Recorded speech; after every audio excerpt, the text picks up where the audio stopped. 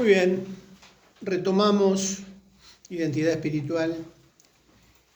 Hoy en el punto 8, relación entre crecimiento espiritual y psicológico. Claro. Como habíamos visto anteriormente, dice debajo del título, cuando el Espíritu Santo comienza a trabajar en nuestra alma, todo nuestro ser es tocado. ¿Se acuerdan lo del circulito? Bueno, hoy lo redondeé un poquito más. A ver si se aclara un poco. Pero cuando hablábamos del hombre espiritual, veíamos qué es lo que hace el Espíritu Santo cuando entra en la vida de un creyente y la obra que comienza a realizar desde adentro hacia afuera, ¿no? Empieza la obra en nuestro espíritu, pero afecta a todo nuestro ser. ¿En cuántas partes se dividía el ser? Muy bien, espíritu, alma y cuerpo. El Espíritu Santo empieza a trabajar en nosotros. ¿En qué parte? ¿En qué parte del alma? En la mente. En la mente. Y a partir de ahí comienza una limpieza, una renovación.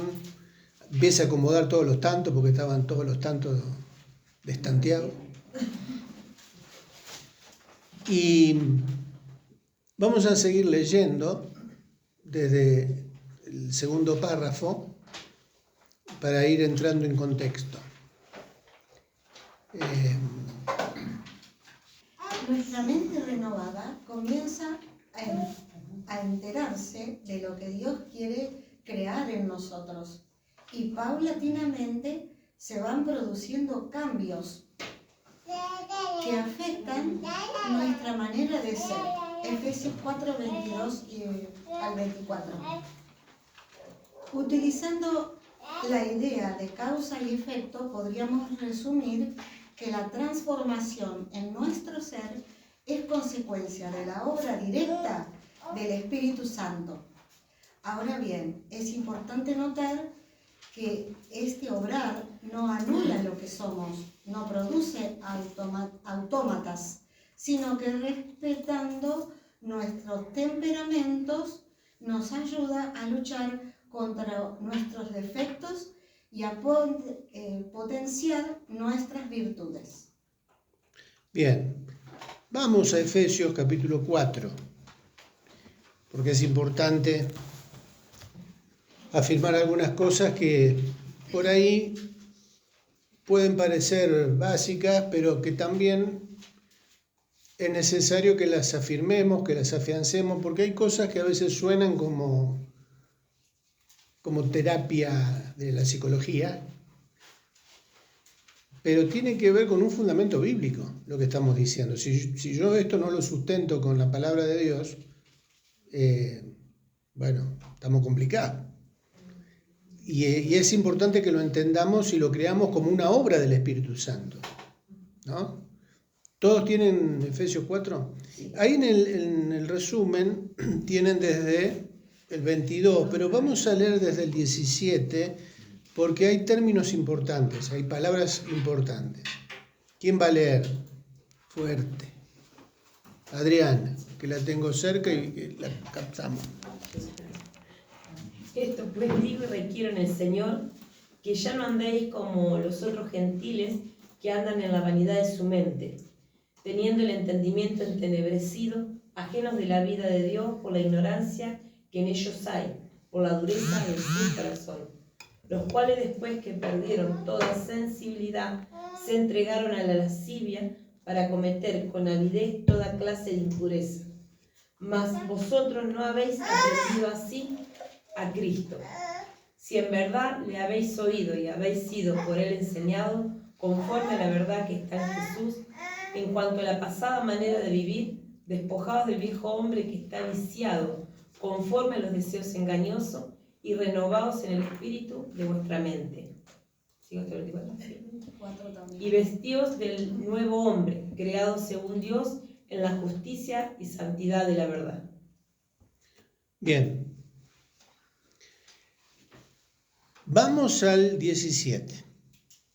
Esto pues digo y requiero en el Señor, que ya no andéis como los otros gentiles, que andan ¿en qué? Vanidad de su mente.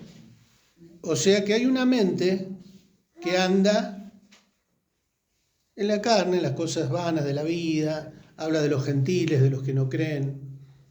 Y Pablo dice, esto digo y requiero en el Señor, que ya no andéis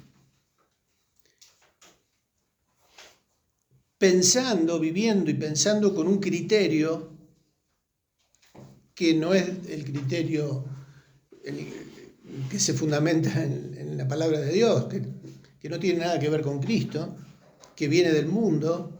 ¿Se acuerdan que veníamos hablando de que nosotros, bueno, nos criamos, los que venimos del mundo, aprendiendo los códigos, los valores, las costumbres, la cultura, el vocabulario, de lo que tiene que ver con las cosas del mundo? ¿Qué pasa cuando conocemos a Cristo? Lo que veíamos ahí, lo que hace el Espíritu Santo. Comienza ahora a trabajar cambiando todos esos códigos. Un formateo del disco duro, para usar términos, ¿cómo se llama? Moderno sería. Sí, no, La web. Cibernético. sí, pero hay un término, hay una palabra, digitales, no, bueno. Algo de eso sucede y Pablo dice que ese entendimiento está entenebrecido, en tinieblas, oscuro, no ve claro, no entiende. ¿No nos pasaba eso? Al principio es como que no entendemos, ¿no? Hay cosas confusas, ¿y esto cómo es? ¿Cómo hay que hacer? Claro, el entendimiento entenebrecido está entenebrecido porque vivió en las tinieblas todo el tiempo. Ahora empieza a descubrir cosas nuevas. Y es lo que está pidiéndole Pablo a los efesios, que ya no anden como antes, teniendo el entendimiento entenebrecido, ajenos de la vida de Dios. ¿Por qué razón? Por la ignorancia. Es comprensible. Ignoraban las cosas de Dios y por eso ahora tienen que aprender todo de nuevo. Ajenos de la vida de Dios por la ignorancia que en ellos hay, por la dureza de su corazón. Ahí está la raíz. Creo que lo habíamos leído esto ya. Y hablábamos de que tranquilamente podemos empezar a la inversa y lo podemos entender mejor. ¿Por qué el entendimiento entenebrecido? ¿Por qué ajenos de la vida de Dios? Por la dureza. La razón es espiritual, no es intelectual, ni emocional. La razón es espiritual. Había dureza de corazón, los cuales después que perdieron toda sensibilidad se entregaron a la Silvia para cometer con avidez toda clase de impureza. Mas vosotros no habéis aprendido hacia Cristo, si en verdad le habéis oído y habéis sido por él enseñados conforme a la verdad que está en Jesús, en cuanto a la pasada manera de vivir, ¿qué hay que hacer? Despojarse del viejo hombre que está viciado conforme a los deseos engañosos y renovaos en el espíritu de ¿qué? O sea que la renovación que el Espíritu Santo provoca en nosotros se tiene que dar en nuestra mente. O sea, renovarnos en el espíritu de nuestra mente tiene que ver con cambiar nuestra manera de pensar. Renovar, no podemos seguir pensando como antes, ni regirnos por los códigos que teníamos antes o por los valores que teníamos antes. Entonces hay que renovar todo eso, cambiarlo, dejándonos guiar por el Espíritu Santo. Es el Espíritu Santo que nos renueva en el espíritu de nuestra mente. Y esto digo, ¿por qué digo que es fundamental esto? Porque si logramos entender esta parte del curso, ya está, ya nos podemos dar por satisfechos. ¿Por qué? Porque estamos dándonos cuenta de cómo opera esto del Espíritu Santo en nosotros, cómo opera el espíritu de las tinieblas en la vida de aquellos que están con el entendimiento entenebrecido. ¿Por qué está entenebrecido? ¿Por qué no rechazan? ¿Por qué no quieren saber nada? ¿Por qué les cuesta aceptar las cosas de Dios? Hay algo espiritual ahí. Recién cuando entra el Espíritu Santo en la vida de aquel que invitó al Señor a entrar en su corazón, ahí recién empieza el cambio. Empezamos a ver cosas que antes no veíamos. Y ahí Pablo habla de eso. En cuanto a la pasada manera de vivir, despojaos del viejo hombre y renovaos en el espíritu de vuestra mente y vestíos del nuevo hombre creado según Dios en la justicia y santidad de la verdad. Y después el versículo 25 comienza con una lista de cosas prácticas que hay que desechar. Por eso la otra vez decíamos que les contaba que alguien me decía, pero resulta que ahora que conozco al Señor está todo mal conmigo. Sí, claro, antes no tenía conflicto, antes no había problemas, no había cargo de conciencia de ningún tipo y sentimientos de... Pero ahora resulta que empieza a conocer del Señor, pero ¿qué pasa? Estaba todo mal conmigo. Y está bien que eso suceda, porque quiere decir que el Espíritu Santo comenzó a alumbrar los ojos de nuestro entendimiento, para que podamos darnos cuenta de qué es lo que estaba mal y en base a eso empezar un cambio en nosotros. También tiene que ver mucho ahí, que está en la palabra, en el gran mandamiento, en lo que dice que amarás a tu Dios con todo el corazón, con todo el alma y con toda la mente. Lo separa, lo separa. Y fue una palabra que a mí me confrontó, porque decía, yo con mi corazón lo amo, eso ni dudarlo. Pero cuando llegaba en la mente, a veces, muchas veces, por el obrar, por el pensamiento, por un montón de cosas, sentía ahí que realmente no era el amor que debía tener como lo que tenía en mi corazón. Momentos así que, bueno, en nuestra mente no está alineada al Señor. Y bueno, yo siempre tomo esa palabra, ¿no? Y en oración de buscar amarlo con mi mente, para que permanentemente, sé que es mucho lo que pedir, poder amarlo, pero así como con mi corazón, hasta con mi alma, pero muchas veces, bueno, esos pensamientos van y vienen y bueno, considero que por eso lo separa, ¿no? Sí. Hay un versículo de Pablo también que habla del culto racional, que es vuestro culto racional. Bueno, otro subpunto para después. Pero tiene que ver con algo que es entendible, que lo comprendemos. Nuestro amor por el Señor es algo deliberado, es algo comprensible, no es algo ilógico, no es un amor irracional. Bueno, pero acá vamos primero por lo primero. ¿Qué sucede cuando uno experimenta este nuevo nacimiento? Se empieza a formar una nueva... Muy bien. ¿Se acuerdan la diferencia entre el nuevo nacimiento y la nueva criatura? Y esa nueva criatura ahora se alimenta con un alimento distinto. Y está bueno que esto lo podamos entender y afirmar en nosotros, porque nos va a ayudar también a saber cómo seleccionar la dieta alimenticia. ¿Con qué nos alimentamos? ¿De qué nos alimentamos? Claro. En la última parte del párrafo que leíamos del punto 8, dice, ahora bien, es importante notar que este obrar, o sea, el obrar del Espíritu Santo en nosotros, no anula lo que somos, no produce autómatas, sino que respetando nuestros temperamentos nos ayuda a luchar contra nuestros defectos y potenciar nuestras virtudes. Esto también es importante. La primera vez que hicimos este curso, el énfasis estaba justamente en el área de los temperamentos y cómo someter nuestros temperamentos al control y a la guía del Espíritu Santo. Los que alguna vez lo han hecho recordarán las características de cada temperamento, las combinaciones, las virtudes y los defectos, ¿no? Las fortalezas y las debilidades que tiene cada temperamento.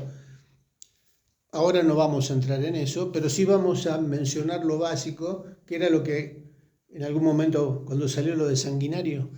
¿Cuándo fue eso? ¿Al principio? Bueno, porque es cierto, el Espíritu Santo no es que nos hace a todos igualitos, ¿no es cierto? Cada uno tiene su identidad, su historia personal, sus rasgos personales, su manera de hablar, su manera de caminar. Y nos damos cuenta de que en cada persona hay justamente algo que lo caracteriza, por eso el logo de la carpeta es una huella digital. ¿Qué quiere decir? ¿De qué nos habla eso? De que todos somos, claro, todos, exacto, somos distintos. Claro. No se trata de que, bueno, vino el Espíritu Santo y implantó un chip en donde ahora todos hablamos igual, usamos el mismo cantito de voz. Vieron que en las máquinas, en las computadoras, bueno, los aparatejos que meten ese tipo de voz metálica que hablan todo igualito, ¿no? No es así. Lamentablemente a veces se bajan ciertas líneas en la gente de que hay que hablar de determinada manera, hay que saludarse de determinada manera, hay que usar determinadas palabras. Se imponen moldes, plantillas, o molde, plantilla, matrices. Bien. Bueno, busquen sinónimos. Y se imponen, ¿no? No, tenés que saludar de esta manera. Primero tiene que ir esta palabra y después terminar con esta otra. Hasta la manera de orar.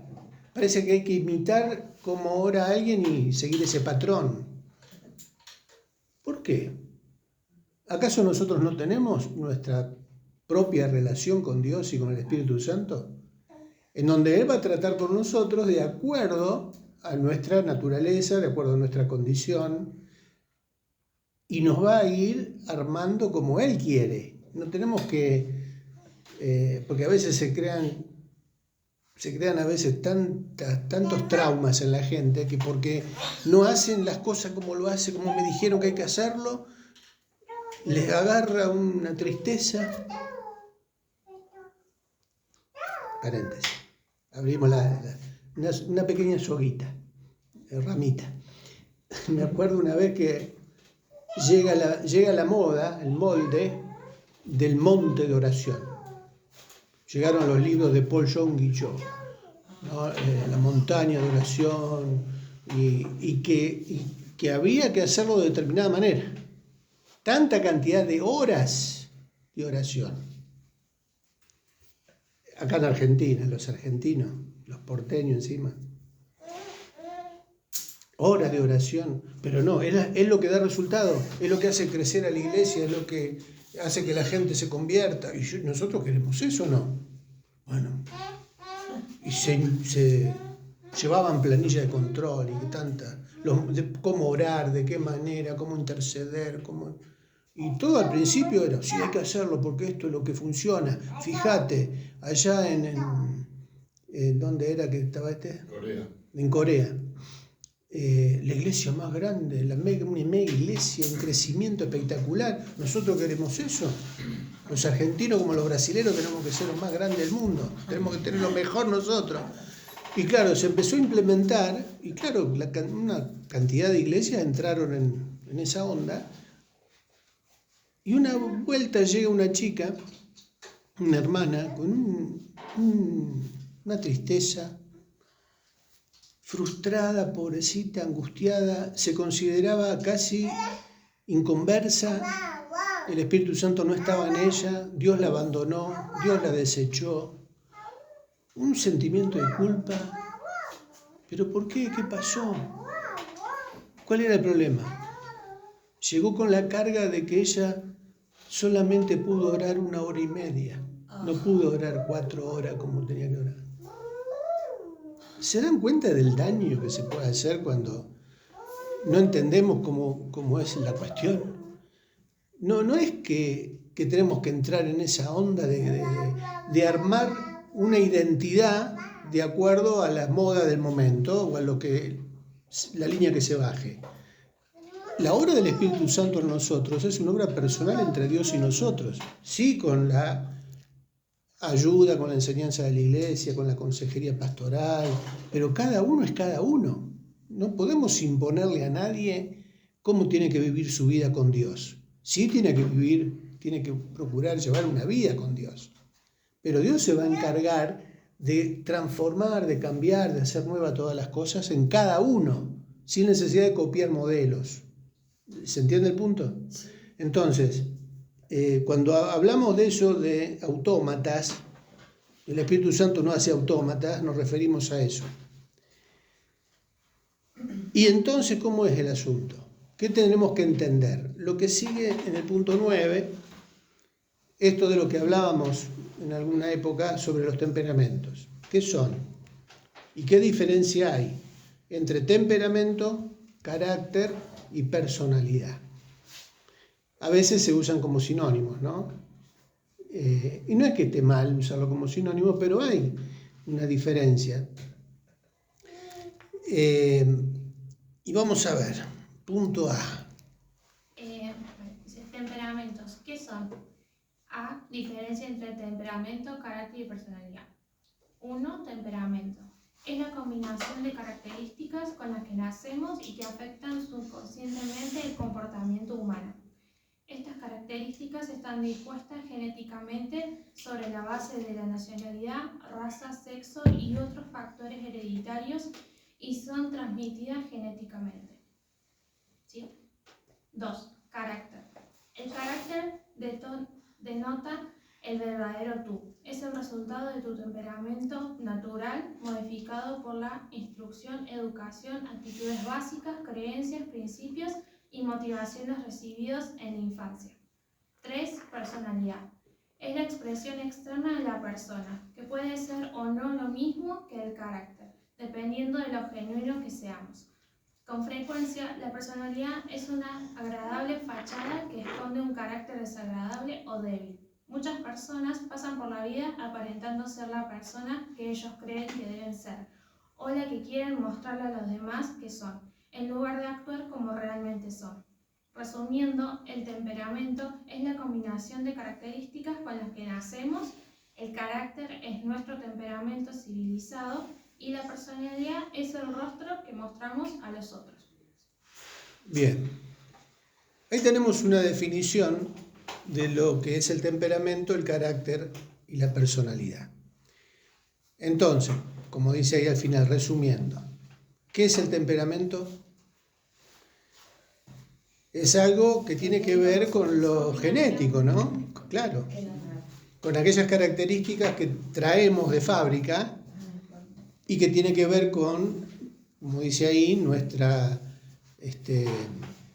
ascendencia, la raza de la que provenimos, porque cada raza también tiene su característica genética, y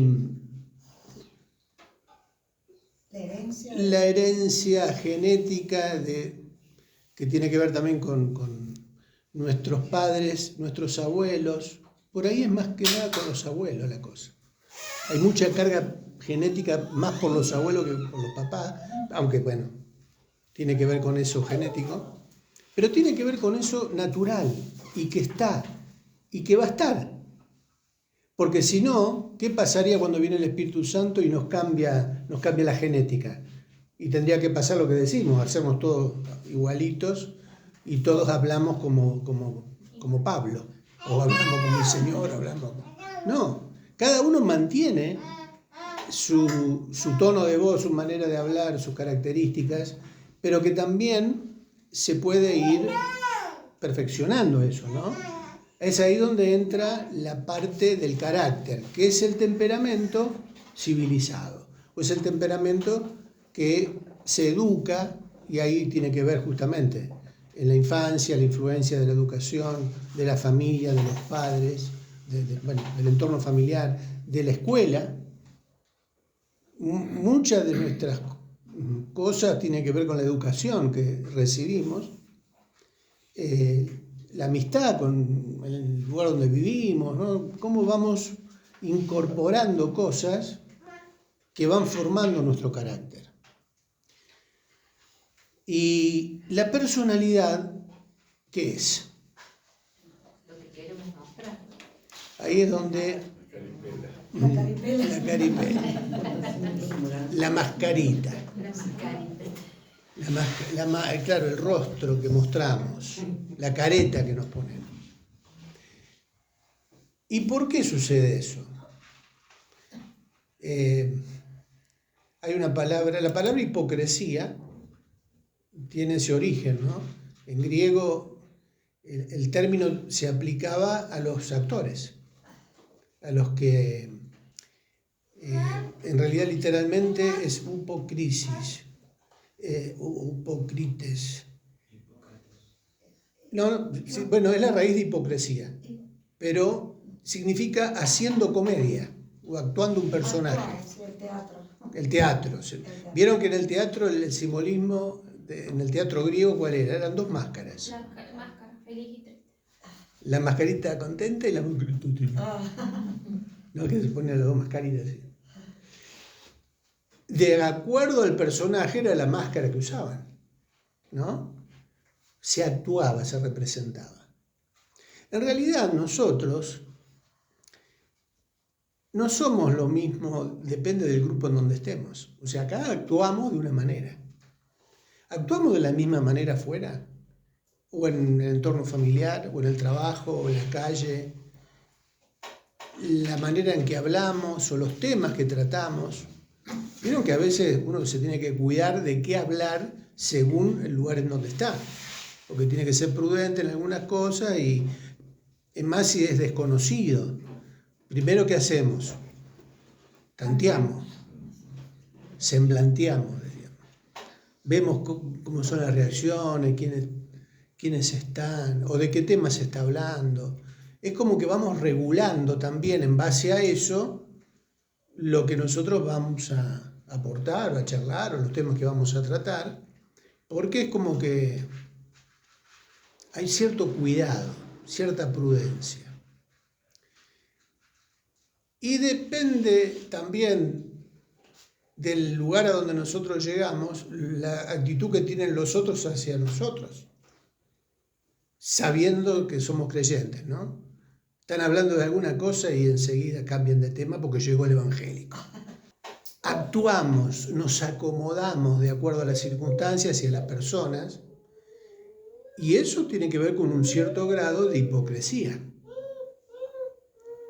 Porque tenemos que ser sinceros, no actuamos siempre de la misma manera según el entorno en donde estamos o en el contexto en que nos encontramos. Pero claro, uno se justificaría, bueno, pero no es hipocresía, es prudencia. Tener que tener tacto, no causar un problema o no provocar una situación tensa. Entonces uno trata de cuidarse. El asunto es que, vamos a seguir avanzando, si no vamos. Justamente la teoría de los temperamentos, aclaro, esto de los 4 temperamentos básicos es una teoría. Nosotros en la iglesia no enseñamos psicología, y enseñamos que la psicología es la solución a los problemas del alma. ¿Se entiende? No van a decir, el Triqui no está enseñando psicología. No es que enseñamos que la solución para los problemas pasa por una terapia, la terapia del psicoanálisis. El tema es que, nosotros tenemos gente conocida, familias pastorales, en donde, una de ellas es psicóloga cristiana, o sea, un pastor y es psicóloga, pero su terapia la enfoca en la Biblia, ¿no? ¿Y qué pasa con la psicología? Yo creo que la psicología tiene un buen método de diagnóstico. O sea, logra analizar, por eso la especialidad, los que se especializan en el psicoanálisis, logran entender y elaborar un diagnóstico en base a los síntomas que va viendo o a las cosas que va escuchando, y sabe más o menos por dónde está viniendo el problema, y tienen ciertas técnicas que no es que estén erradas, o sea, tienen su resultado lógico. Hay buenos métodos de diagnóstico. Los médicos también lo hacen. Un médico clínico, el ojo clínico, detecta ya nomás con mirar los ojos, los rasgos, ya más o menos sabe si tiene fiebre o si viene con algún problema de depresión o de lo que sea. Pero ¿dónde falla el asunto? ¿Dónde falla el tratamiento? El psicólogo dice por qué, pero no te puede dar la solución para tener victoria, superar, solucionar el problema. Exacto. Solo el Señor tiene el poder para solucionar. Muy Porque bien. al cambiar nuestra vida, transformar nuestra vida, muchas veces ahí está la solución, ¿no es cierto? El Señor es el que tiene el poder. Ellos sí ayudan mucho, siempre que sea un psicólogo cristiano. Porque a mí me ha tocado muchas veces estar ayudando a una persona espiritualmente y va al psicólogo. Pero viene y me cuenta lo que le dice el psicólogo y me quiero tirar de los pelos por lo que le dice el psicólogo. Generalmente el psicólogo estudia psicología para resolver sus problemas no resueltos. La mayoría. Sí. No todos, pero la mayoría me lo han dicho a mí. Estudio psicología para entender a mi papá porque nunca lo pude entender a mi papá. Ah, bueno. Y entonces con eso transmiten sus problemas a los demás. En una ocasión, una persona que estaba llegando al Señor, estaba siendo atendida por el psicólogo, y el psicólogo él le dijo, estoy yendo a la iglesia, tengo fe en Jesús. Ah, no, le dijo, a eso lo sacás. Y le hizo este gesto, a eso que me estás diciendo, lo sacás de tu vida. ¿Sí? Entonces, ¿cómo puede una persona, si la mayoría, o sea, los problemas son espirituales? Claro. Entonces, por eso no pueden salir, están ahí tratando de solucionar o de salir. El tema es que hoy, por ejemplo, hay chicos que tienen problemas en la escuela y no lo dejan seguir continuando asistiendo, sino van al psicólogo. Yo estoy re mal porque todos tienen que ir al psicólogo, y no solo al psicólogo, al neurólogo, y el neurólogo los medica, y son chicos de jardín, de primero, de la primaria. Entonces como que qué lindo sería que haya más psicólogos cristianos para que, porque ante esto que los chicos no pueden continuar, a nosotros nos pasó un caso que el chico no podía seguir yendo a la escuela. Entonces, bueno, en ese momento tenemos una nuera que es profesora o licenciada, no sé qué, de educación, ciencia de la educación. Entonces consultábamos con ella porque estábamos tratando con un niño, ¿no?, que tenía problemas. Y no, claro, el maestro no quiere problemas en la clase. Entonces, lo primero que hace es mandar al psicólogo y al neurólogo. Y bueno, estamos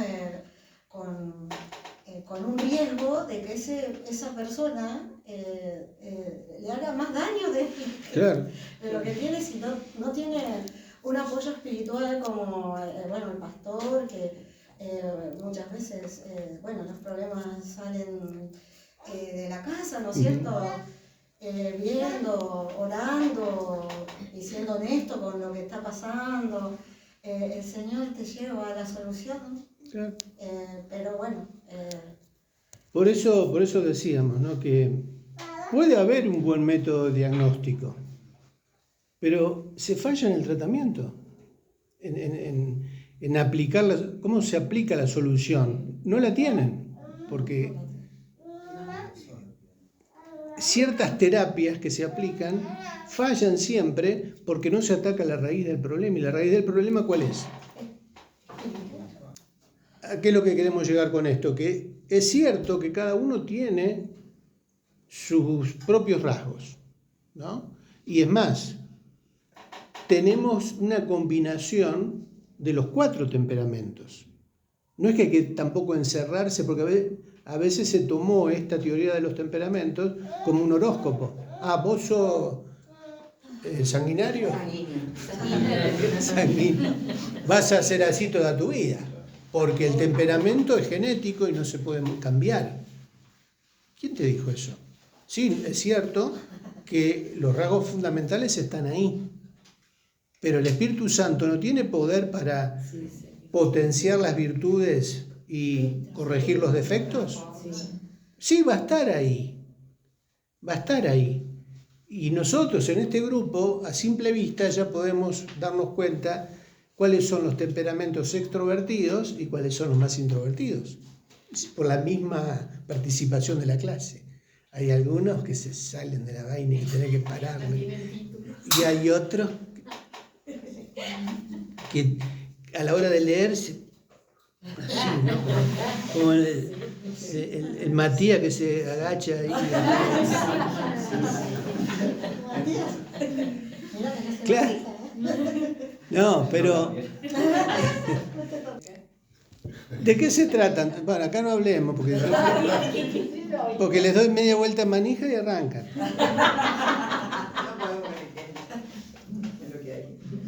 Cada temperamento tiene fortalezas y debilidades que constituyen una parte distintiva de su estructura durante la vida. Lo que tiene en la hojita ahí, ese circulito, es para tener una idea de las fortalezas y debilidades de cada temperamento. Ustedes ya más o menos se han ubicado en qué temperamento principal están, cuál es el principal, cuál es el secundario. Bueno, es simplemente una ilustración en donde en la parte interna del círculo, ¿qué está? ¿Logran entender? Las debilidades. ¿Vieron que adentro dice debilidades? Bueno, lo que está en la parte interna del círculo serían las debilidades de cada temperamento y en la parte externa las fortalezas. Repito, cuidado con los horóscopos temperamentales. Entonces, ¿qué tenemos que hacer para someter nuestro temperamento al control del Espíritu Santo? Pasos que nos llevarán a ser llenos del Espíritu Santo. Ahí hay 4 puntos, que tampoco quiere decir que es una receta, porque si no caemos en la trampa de hacer nosotros recetas. Pero sí son principios. ¿Lo tienen?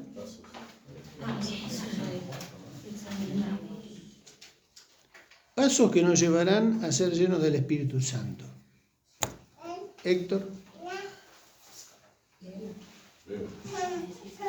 1. No tenía nadie para esconder.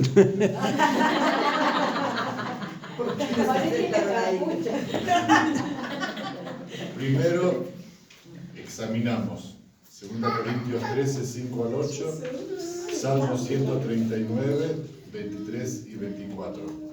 Esto nos lleva a ser sinceros y reconocer nuestra situación delante de Dios. Segundo, confesar los pecados. 1 Juan 1:9.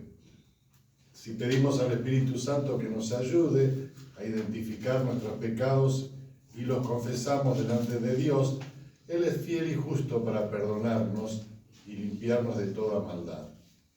Tercero, someternos a Dios. Romanos 6, 1 al 14, 6, 11 al 14. Esto implica renunciar voluntariamente a todo lo que formaba parte de nuestro pasado sin Cristo y entender que ahora Dios quiere utilizarnos como instrumentos de justicia. Segunda Timoteo 2, 19 al 21. Cuarto, pedir ser llenos del Espíritu Santo. Lucas 11, 13. En realidad esto no es optativo, es un mandato. Efesios 5, 18. Y evidente, ¿sigo? No. Efesios 5, 18 justamente dice eso, ¿no? Antes bien, sed llenos del Espíritu Santo. Viene hablando Pablo, no os embriaguéis con vino, en lo cual hay disolución, sino, bueno, ahí dice, sino que antes bien, sed llenos del Espíritu Santo. No es optativo, decimos ahí, ¿no? Porque ahí no es una opción, dice sed, sean llenos del Espíritu Santo. Vamos a seguir la semana que viene con esto, vamos a ver los textos, pero estos 4 puntos, o estos 4 principios son fundamentales, porque hacen a nuestra comunión íntima y diaria con el Señor. ¿Cuántas veces en la vida tenemos que pedir ser llenos del Espíritu Santo? Si no nos levantamos con esa oración. ¿Por qué? Porque también a veces en estos conceptos de ser llenos del Espíritu Santo, bautizados en el Espíritu Santo, no sé, la llenura, la manifestación, a veces se asocia con cierto tipo de experiencias espirituales. Y no es así. Ser lleno del Espíritu Santo debe ser una dinámica cotidiana, una búsqueda cotidiana. Es cierto que cuando uno empieza a dar los primeros pasos, esto no se entiende fácil al principio, pero tiene que ver con lo que significa recibir a Cristo. Lo que veíamos, ¿se acuerdan del hombre, el hombre espiritual? Que antes de ser espiritual, ¿qué era? Entonces, espiritual no era, si era carnal, ¿no? ¿Qué hay que hacer? ¿O qué tenemos que hacer para que nuestra vida comience a experimentar esa transformación? En realidad es la obra que Dios hace primero. ¿Se acuerdan que veíamos que es la obra del Espíritu Santo en nosotros que genera convicción de pecado? Nos hace ver nuestra condición y nos hace tomar conciencia que necesitamos un Salvador. Alguien que transforme nuestra vida, porque nosotros, con nuestra naturaleza, no estamos en condiciones de tener una nueva vida por nosotros mismos, porque nuestra realidad espiritual es que estamos como primer clase. Muertos. Estamos muertos. ¿Un muerto puede darse vida a sí mismo? Hablábamos de esa imagen, de esa ilustración. Yo a veces uso el Mariano Max. Porque, digo, imagínense, estamos en el Mariano Max y estamos ahí viendo los precios. Y resulta que uno ve un precio y le da un infarto. Paro cardíaco, que quedó seco ahí delante de la góndola. Paro, listo. ¿Se puede reanimar a sí mismo? ¿Qué es lo que se hace normalmente? RCP, se intenta reanimarlo, se llama el SEM, que venga el SEM, la ambulancia, pero mientras viene tratar de que vuelva a recuperar las funciones cardiorrespiratorias, no sé, todos los procedimientos que se pueda hacer. Pero siempre tiene que haber un factor externo que trabaje sobre el que está ahí, porque por sí mismo no puede. Bueno, espiritualmente nos sucedía eso. Si algo externo no operaba en nosotros para producir, para generar vida, por nosotros mismos, ¿se acuerdan lo que decía Pablo? No hay justo ni aún uno. No hay quien haga lo bueno, ¿no? No hay quien busque a Dios. O sea, por nosotros mismos, una persona muerta espiritualmente por sí misma, no va a buscar voluntariamente a Dios para tener vida. Al contrario, cuanto más se aleje, se guardan tinieblas y luz.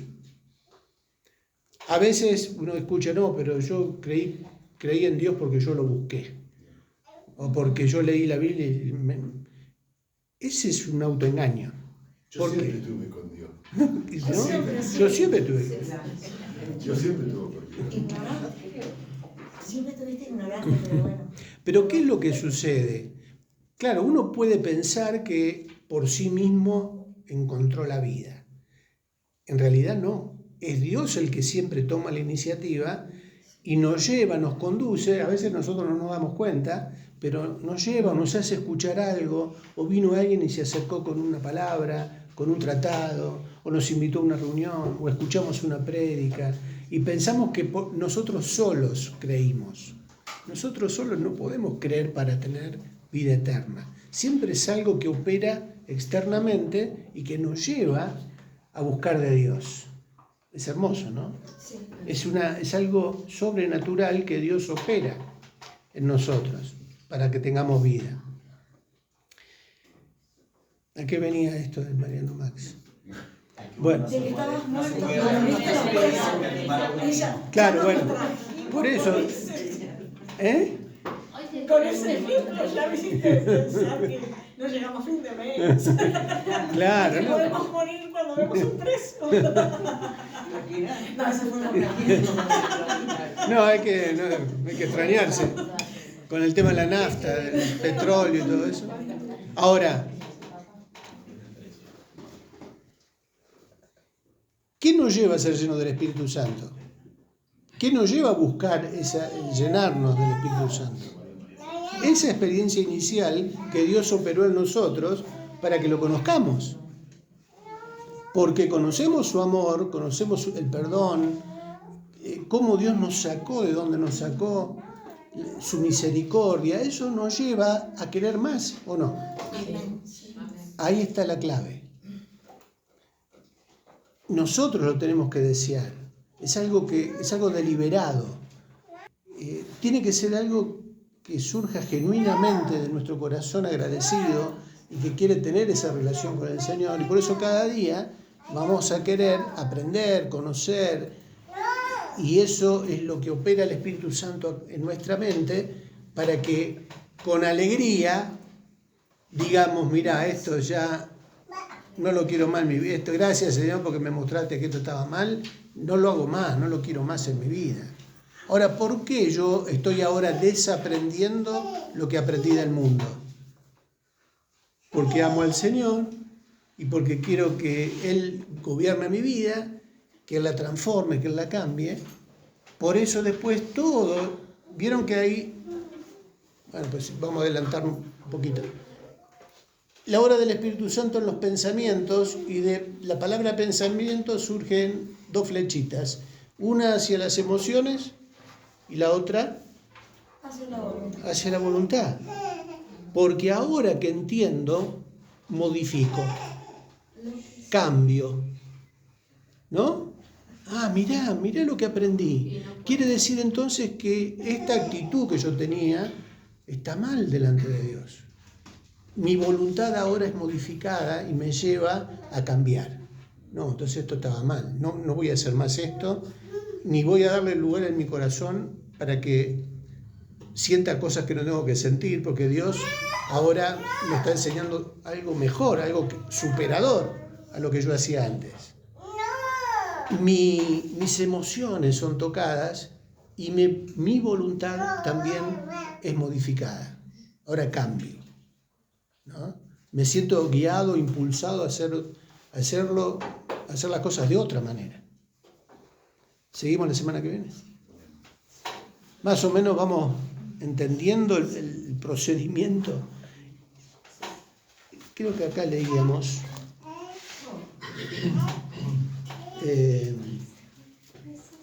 Bueno, podríamos decir que es una... bueno, hay una frase que dice que podríamos decir que es una cuestión de causa y efecto. O sea, el efecto de una vida transformada, ¿por qué es? Hay una causa. Y la causa justamente tiene que ver con la obra del Espíritu Santo en nuestra vida. Esa es la causa que produce el cambio. Así como antes la causa era estar en tinieblas, desobedeciendo a Dios y haciendo la voluntad del enemigo, ¿cuáles eran las consecuencias? Claro, todo lo que veía, un desastre. Caos. Pero ahora, claro, un caos. Ahora el Espíritu Santo produce otro efecto, ¿no? Es la causa que produce el cambio. ¿Oramos? Leila. Padre, te damos gracias porque podemos aprender más de tu palabra, Señor, porque podemos aprender más de ti, que cada una de las cosas, Señor, que nos enseña Triqui, Señor, en el curso podamos aplicarlas, Señor, que nos sirvan para examinarnos y para crecer en ti, Señor. Y te rogamos, Señor, que bendiga, Señor, a cada uno de los que están, a los que no han podido venir, Señor, y que bendigas también el regreso a nuestros hogares, Señor, y el curso que sigue. Bendice a Triqui, Señor, de manera especial, Señor, y te damos gracias porque hoy enseñamos tu palabra. En el nombre de Jesús. Amén.